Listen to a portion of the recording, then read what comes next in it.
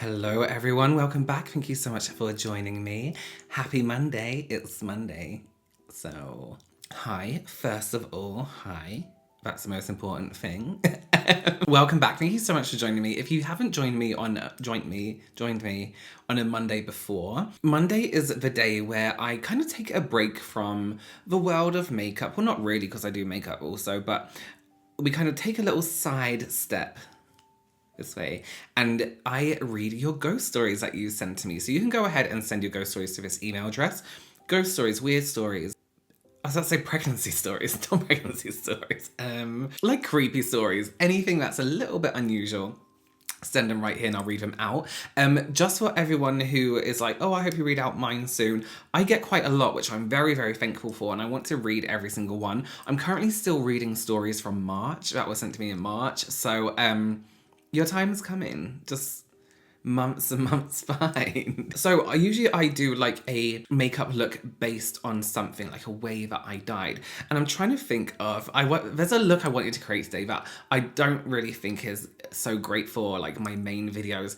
So I'm trying to think of a way to make it like, how did I die from this? Okay, so I worked in a bubblegum factory. What happened was I was making bubblegum, and I fell into the bubblegum pool, the big tub where they mix all that bubblegum, you know, very like the Joker and Harley Quinn-esque, like that kind of situation. And I didn't die. Well, I did die. A little piece of me died, and I came back as this bubblegum ghost. That's probably the best one I've come up with so far. So go ahead and subscribe if you like these kind of videos. Share them with your friends who like ghost stories and also makeup. Just so you guys know, I always say this as well, this series is very much based on Bailey Sarian's Murder, Mystery and Makeup Monday, where she combines true horror, no she doesn't, true crime and makeup. So I do the same with the paranormal and makeup because it's a great idea. So let's get into it today. We have some spooky stories. Also, I was dribbling. Okay. So I already have my eye primer on, so we're just gonna get straight into eyeshadow today. This story is called Grandma Says Hi. First, I should start by explaining the layout of where I was. I was with my ex, and her house is on the corner of two streets. She has a view of pretty much every house around her neighborhood. Down the street from her house, with an almost perfect view, is her grandpa's house. Sorry, I thought that was going to be scary, so I like slowed down my pace, but it's just her grandpa's house. Her grandma died in 2002, so he lives completely alone. It was around 2 a.m. when we were sitting in my car, talking on the side street. We could see the front of his house perfectly from where we were. It's important to know that her grandpa goes to sleep at about 8 p.m. Her grandma's old room has a window that faces the street. We were talking when all of a sudden, she looks up and starts freaking out. I asked her what was going on, and she pointed to her grandpa's house. You can see through her grandma's window that the room is lit up, bright. We were both a little weirded out, so we drive up and park in front of the house. The only light in that room is a small lamp in the corner, opposite from the window. So there was no way it could have lit up the room that brightly alone. She starts freaking out, so we drove the long way around the block and reparked where we were. I get to calming her down, but she starts freaking out again when she realizes that the light had gone out and the room was dark. The next morning, I wake up to many texts from her, frantically explaining that on that day, November 22nd, was the day her grandma died 17 years ago. I was so in awe that we had seen that so closely in person. To this day, I believe it was her grandma letting her know not to forget about her and stopping by to say hi. Grandma. That's crazy. Can you imagine seeing that? And like a lamp, like a side lamp, they're usually like they're kind of those yellow light bulbs. So there's no way it's gonna bright, like what am I saying, light a room up that intensely bright. Thank you so much for that story. That was great. I love a good spooky grandparent. Okay, so our next story today is called The Chancellor's Dog. Hi, I just watched your new video and that animal story reminded me about a situation I had a long time ago in Wasino. Wasino or Wakino? So I'm going to say Wasino because it sounds better. Wakino? I don't know. A village in northern Poland. There's an old 17th century palace called Bismarck Manor, because Otto von Bismarck bought it in 1863. It's surrounded by trees and woods. And there's a huge fireplace in the main hall with numerous hunting trophies. When he arrived here, he wrote it in his first letter to his wife Joanna. It's so quiet and peaceful here, so wild, that when you leave the palace in the evening, you can hear the howling wolves. Oh, I would love that. The last inhabitant of the place, Sybil, did not evacuate before the approaching Soviet army. She stayed in the palace and committed suicide on the night of March the 5th, 1945, before the Russians entered. On the neighbourhood hill in 1894, Bismarck ordered the construction of a family tomb. Before the war, this was called Reichsberg, and now Bismarck/Black Devil Hill. The hill was a place of execution. In 1786, one of the last Pomeranian witches, Svanita, was burned. The Chancellor's wife Joanna was also buried on this hill. However, after Bismarck's death in 1898, the family decided to take Joanna's sarcophagus and transport it to Friedrichsruh near Hamburg, where Bismarck was also buried. Sybil was also buried on the hill. What's important in this history behind the manor is a cemetery for 14 dogs belonging to von Bismarck family. Stones of their graves were found in the swamp nearby. Doesn't sound like a happy place. Now there's a school with dormitories for forest rangers. After all, it's a quite beautiful, calm place. I was there in the summer camp around 2007 to 2009, so I was around 13 years old. We slept in the dormitories. Someone got the idea to do a spiritual seance after bedtime. Of course, why would you not? I believe it was after my roommates told me a few ghost stories. When the lights went out, girls from my room and I went to the neighbour's room. There was around 6, maybe 7 girls. The one who got the idea explained how to do the seance. We were sitting in the circle. In the middle of the floor was a glass full of water. And we began repeating something she told us to repeat. It was something about opening an astral gate. We were scared as hell. This girl told us to choose who we want to bring back. Fortunately for us, I think one girl said that recently her dog passed away, so she wants to bring back any other dog just to see if it works. We started to call a random dog and saw water gently moving in the glass. I believe then we all felt something. But apart from the shivers, nothing else really happened. The next morning, after breakfast, the group that I was in the camp with didn't have to stay to clean the cafeteria this time. So we returned to the dorms. I walked my friend from the room we had the seance in to her door. She was the only one with a key, and as she opened the door, there was an old, dry, white dog poo in the middle of the carpet. I know how it sounds, but we were so shocked. We were standing in the door until the rest of the group came back to the room. We explained to them what happened, and if it's actually possible this is our fault. I still remember the lime green scoop my friend used to clean it up. I want to believe we all called one of the Bismarck dogs that night. Maybe he didn't like us, so he left a surprise. Or he was happy being back for a while. Hopefully, it's a happy poo. Aww, can you imagine though? Your poor little dog passes away. Comes back as a ghost and you still have to pick up its poo. A dog weed on my back once, when I was in the park stroking him, and then he cocked his leg on my back and weed on me. I didn't even notice.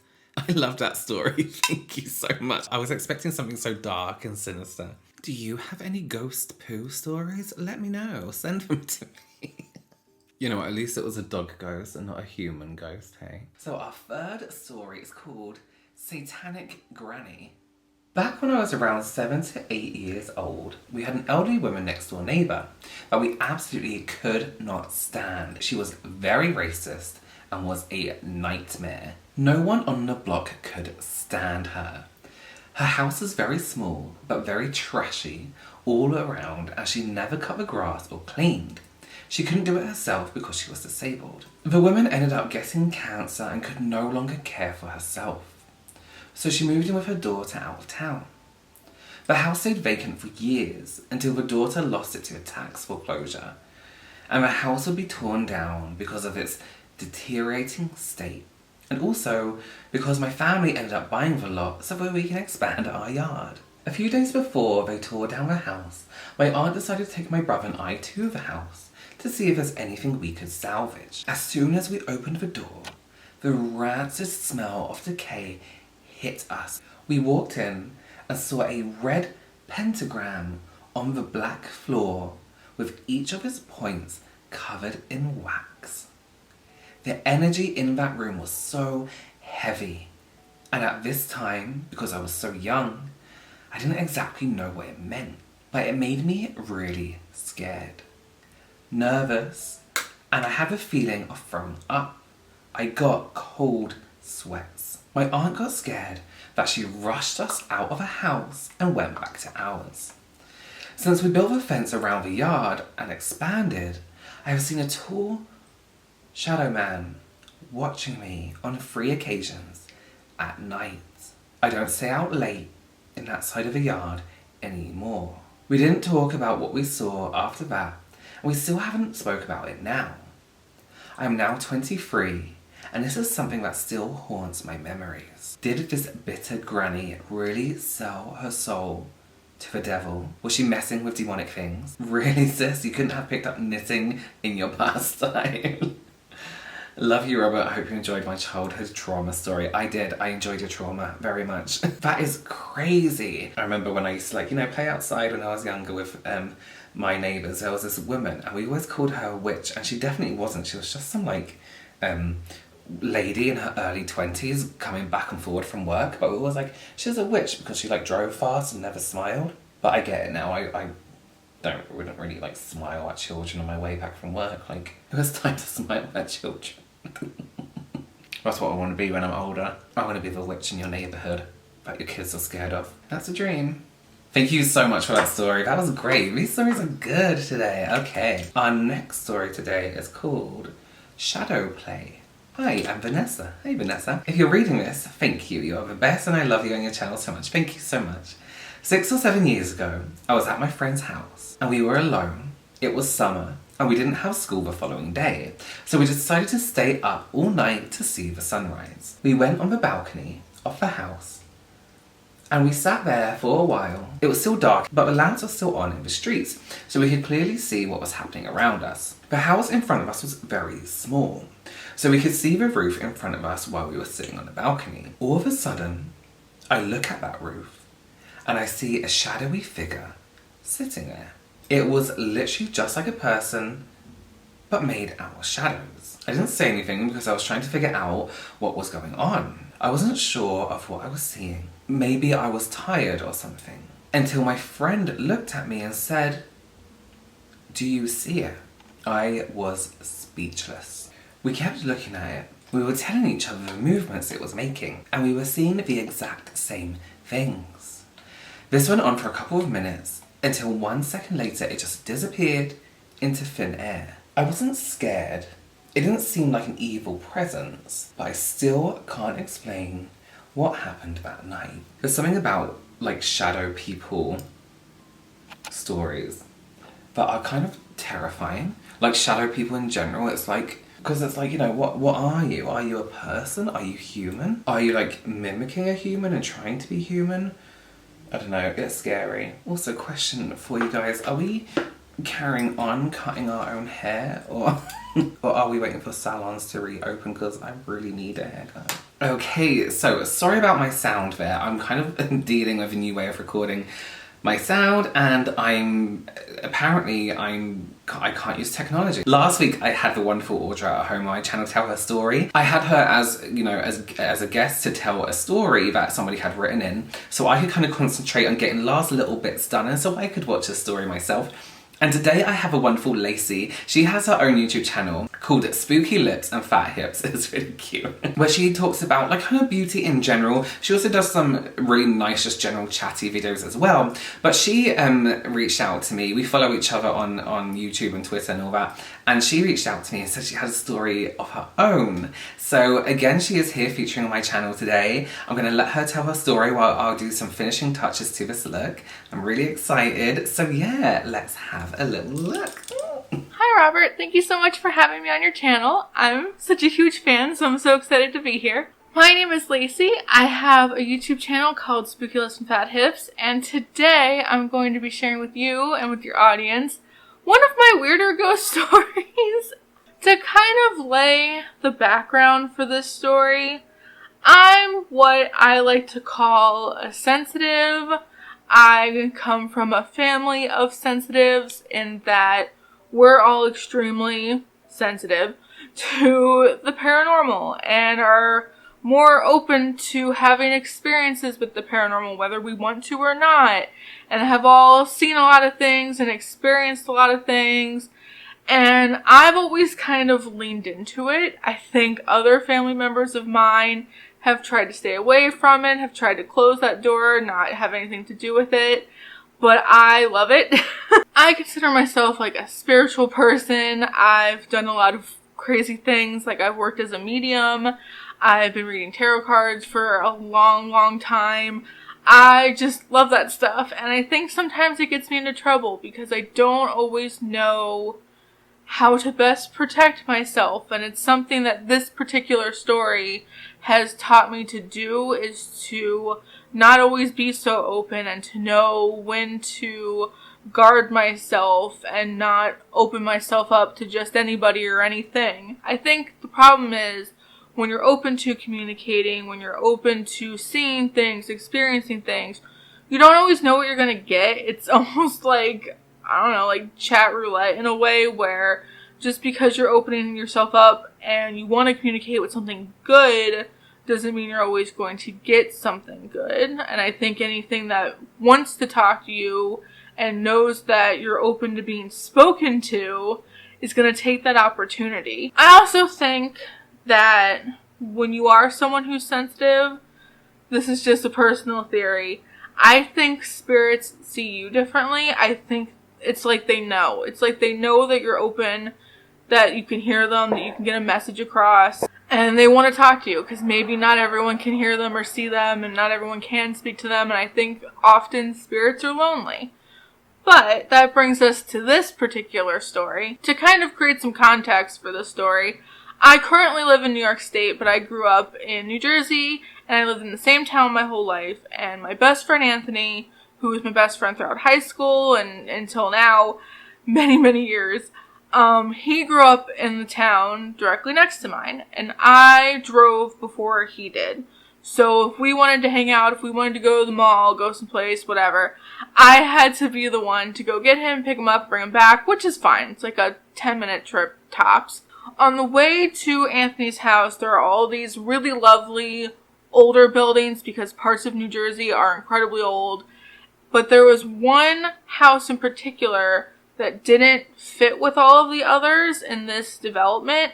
All the other houses faced the road, as a house does, and this particular house sits on an angle. And it always just made me feel strange, weird, icky. I never liked driving past this house. I always felt incredibly uncomfortable going near this house. And it looked out of place. I think probably at one point it belonged to more land, or it had more land, so to speak, and it was part of something else. But now it's just one building that sits on an angle that looks strange, that looks at the road strange, and I don't like it. There'd be so many trips back and forth to my house and Anthony's house, and I would just become increasingly more uncomfortable driving past this house every single time I made the trip. And it was always empty, I should say, throughout this entire experience as well. Nobody lived in it throughout all of these years. Eventually, I started dating my now husband, and he became the chauffeur, and he was driving us back and forth. And it got to a point with my discomfort that I would ask Matt, my partner, to go out of his way to not bring me near this house because I couldn't guard myself well enough. I either couldn't look at it at all, or I was completely drawn to it and just glued to it and fascinated with it. There was no in between. But either way, it felt gross. It felt like something was trying to follow me back from this location. It just felt malicious, so to speak. It didn't feel welcoming. That's the best way to put it. So we would go out of our way to avoid driving past it. But there was one night in particular that I guess we were so wrapped up in our conversation in the car that we just didn't think about it. Nobody mentioned anything about, oh, look out for that house. We just didn't remember, so we drove right past it. And I made a comment to everybody in the car that we should stop and go look up into the windows. Because like I said, the house was empty and there were no curtains or anything. You could walk right up to it and look inside and look in the windows if you wanted to. It was dark inside. There was no lights. And everyone kind of laughed it off. And I remember Anthony being like, drop me off first before you do that. And haha. And we drop Anthony off and I won't let it go. I keep insisting that I need to be brought to this house because I have to look in the windows. And I became extremely persistent and pushy and demanding, and we'd already driven well past it at this point. But I was begging Matt to take me back, to turn around, to let me go up to the house. I needed to look in the windows. And it got to a point where Matt even looked at me and was like, this isn't you talking. You hate this house. This isn't you. But I was insisting, no, I just want to, I have to know. I have to know what's inside. Eventually, we got far enough away that we took this very distinctive turn that kind of separated the two towns and heading back to my house, basically. And all of a sudden, I felt my face change.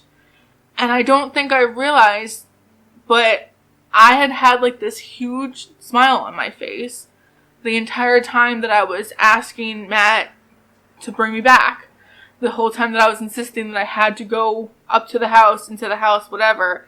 I had a smile on my face, like a huge grin, ear to ear, and it dropped almost like the second we got far enough away from it, I went back to normal. And I just remember feeling incredible fear and crying immediately, being inconsolable, just sobbing and begging Matt not to leave me that night because we didn't live together at the time, and asking him to stay with me and not go anywhere because I was afraid.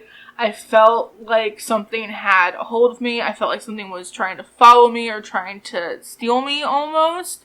And needless to say, we always remembered to never drive near the house after that because I never wanted to be put in a position where I could be pulled like that ever again. Eventually, Anthony got his license anyway. He started driving himself. I forgot about it because it just wasn't my problem anymore. I never had to drive that way anymore. But then, a couple years ago, Anthony was in a car accident. Knock on wood.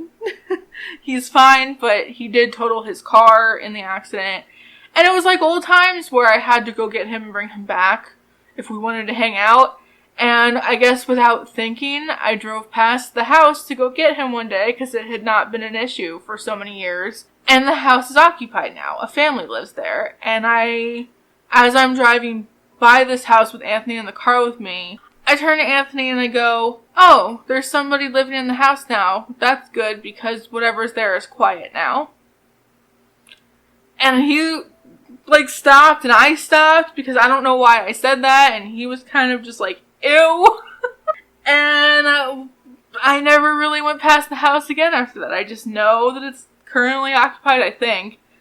And that, just as I said, whatever kind of pull it had on me in the past, it didn't feel like I had that same call to this house now. I ended up actually getting some kind of confirmation that something was wrong with that house, that something was there, a while after the incident. Anthony and I worked in the same department store, and I was talking with a coworker about the neighborhood that Anthony lived in. I don't even know why. I don't know why we were on this subject, but I mentioned that there's this weird house on the way to Anthony's house that makes me uncomfortable every time that I drive past it, and that the house looks out of place. And I think that's all I said. I never really tell people the story that I'm telling you guys now. And they told me that they know exactly the house that I'm talking about because their father was hired to do some like construction work or some upkeep on that house and ended up leaving the site and abandoning the job because of things that were happening to him. Apparently, according to this coworker, every time he would kind of turn around to do another task, his tools would be moved around or not where he left them. Things were falling and not, staying where he left them. And specifically, the final straw was that he dropped his hammer. And when he went to pick it back up, it felt as if it was super glued to the ground, like he just couldn't get it off the ground. And that was it. He quit the job, abandoned it, never went back to the house. And it really shook me. One, because it was total confirmation that something weird had happened to me, something had pulled me there. But even more so, what is it? Is it something that's lonely, that didn't want my coworker's father to leave, that wanted me to join them? Is it something bad that wanted to hurt us? I don't know. To this day, I don't know what would have happened if Matt humored me and took me back to the house. I don't know what would have happened if I would have looked inside the windows like I wanted to, if I would have found a way inside. I don't know what would have happened. I heard from somebody else that lived in that area that they've been inside the house and it's really weird inside, that there's doors at ends of hallways that don't go anyplace and things like that. I can't confirm or deny that. But I do believe our coworker's story about her father, and I know what happened to me. And I don't know if what was there just could see me differently and could feel that I was uncomfortable with it and wanted to pull me there for some reason. I don't know. But to this day, that's not the only time that that's happened to me. There's been other situations where I've been called to places, called to objects. Antiquing is a weird experience with me. There's a house in my current city that I really want to go inside so badly, but Matt will not let me do that. And I think the moral of the story is that if you are someone who's sensitive, or you're someone that wants to be sensitive, you're somebody who wants to open yourself up to this stuff, because I think anybody can be sensitive. I think it's like a muscle that you have to, exercise and flex, and it gets bigger. I think everyone has it in them. I just think it's how open you are to it and how much you practice using it, so to speak. But if you are someone that wants to be open to this stuff, just be aware that you might not always talk to something positive or someone positive. And there might be something out there that wants to get a message across to you, and it might not be good. So just know when you need to protect yourself and when to keep that door closed, so to speak. But anyway, that's my story. I hope you all liked it. Sorry if you heard fireworks towards the end. There's people in my city doing fireworks. But yeah, thank you so much, Robert, for having me. I hope you liked my story, and definitely let me know what the heck you think would have happened if I went to this house and what I would have saw, because it still freaks me out to this day to think about. Anyway, that's my story. Bye, guys. Well, that is terrifying. I got chills when she said about the smile. There's something so evil about a big grin and saying something so sinister, Pink lashes. Yay. Thank you so much for that story. That was absolutely incredible. I would love to hear more of your experiences. I think if you went in that house, you said you felt like so much stuff. I think if you went into that house, I think it would have had you for a while. We would have had an exorcism kind of situation going on. Go and check out Lacey's channel. Say hi. That was so incredible. Thank you. That is all from me today with your ghost stories. I hope you like this looked. Went for pink lashes with pink everything. Bubblegum explosion. You know the deal. We've all been in a bubblegum explosion. You know exactly what happened. Thank you so much again for joining me. That was a good week of stories. Send your stories right here if you want to. Or if you have anything scary stories, just weird stories, funny stories like dog ghost poo, you know, anything like that. I will see you on Wednesday, Friday and Sunday, and then back here on Monday for ghost stories. Thanks again for joining me, guys. I will see you very soon. Bye.